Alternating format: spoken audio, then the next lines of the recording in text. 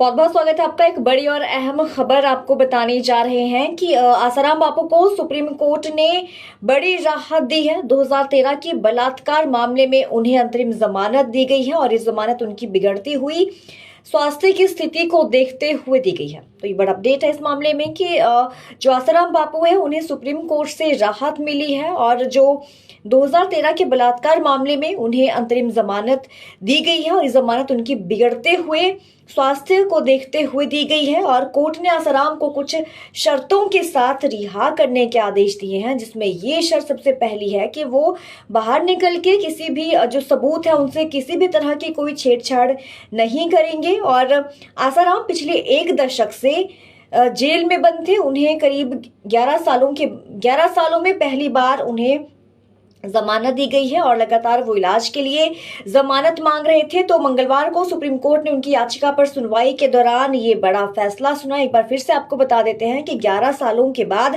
पहली बार आसाराम को कोर्ट से जमानत मिली है। सुप्रीम कोर्ट ने आसाराम बापू को बड़ी राहत दी है और 2013 के बलात्कार मामले में उन्हें अंतरिम जमानत जो है वो दी जा चुकी है और ये जमानत उनकी बिगड़ती हुई स्वास्थ्य की स्थिति को देखते हुए दी गई है।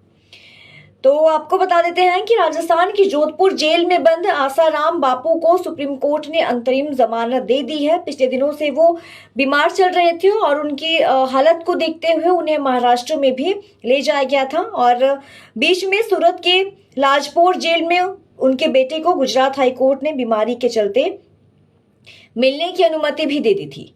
तो एक बड़ा अपडेट है इस मामले को लेकर कि जोधपुर सेंट्रल जेल में रेप के आरोप में आजीवन सजा काट रहे आसाराम को, जो कि 83 वर्षीय हैं, उन्हें सुप्रीम कोर्ट ने अंतरिम जमानत दे दी है। और आसाराम को सूरत के अपने आश्रम में महिला अनुयायी से रेप के मामले में 31 मार्च तक बेल मिली है। जी हाँ, 31 मार्च तक उन्हें बेल मिली है और उनकी जेल से बाहर आने की फिलहाल तो कोई संभावना नहीं है, क्योंकि आसाराम नाबालिग से रेप मामले में दोषी करार है। तो फिलहाल वो जोधपुर सेंट्रल जेल में आजीवन कारावास की सजा काट रहा है और आसाराम को बीते 5 महीने में 3 बार पैरोल मिल चुकी है। और आसाराम के वकील की माने तो मंगलवार सुप्रीम कोर्ट से पहली बार जमानत दी गई है और आसाराम जमानत के बावजूद बाहर नहीं आ पाएगा।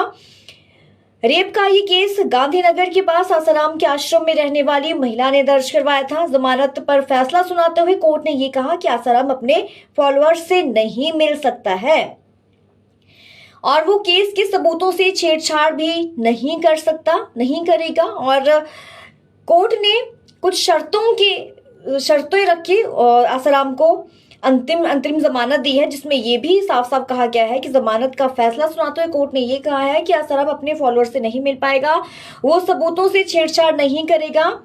तो आसाराम को जोधपुर पुलिस ने इंदौर के आश्रम से साल 2013 में गिरफ्तार किया था और इसके बाद से आसाराम जेल में बंद था। तो 5 साल तक लंबी सुनवाई के बाद 25 अप्रैल 2018 को कोर्ट ने आसाराम को आजीवन कारावास की सजा सुनाई थी। तो आसाराम के खिलाफ गुजरात के गांधीनगर में आश्रम की एक महिला ने रेप का मामला भी दर्ज करवाया था और कोर्ट ने 31 जनवरी 2023 को इस मामले में आसाराम को आजीवन कारावास की सजा भी सुनाई थी।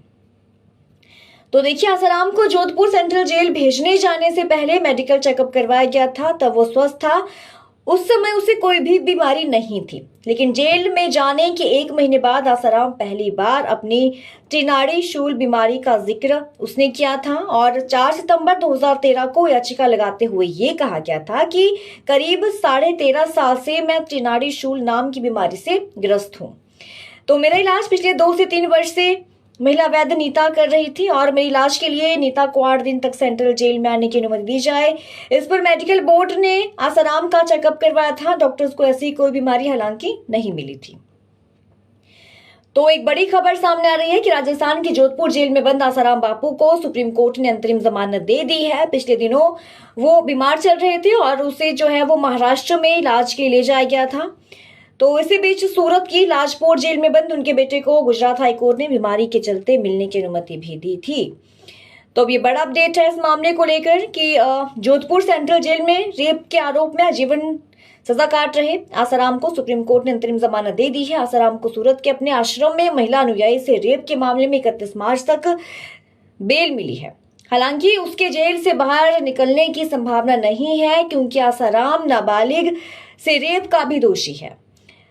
तो फिलहाल वो जोधपुर सेंट्रल जेल में आजीवन कारावास की सजा काट रहा है और आसाराम को बीते 5 महीने में 3 बार पैरोल भी मिल चुकी है।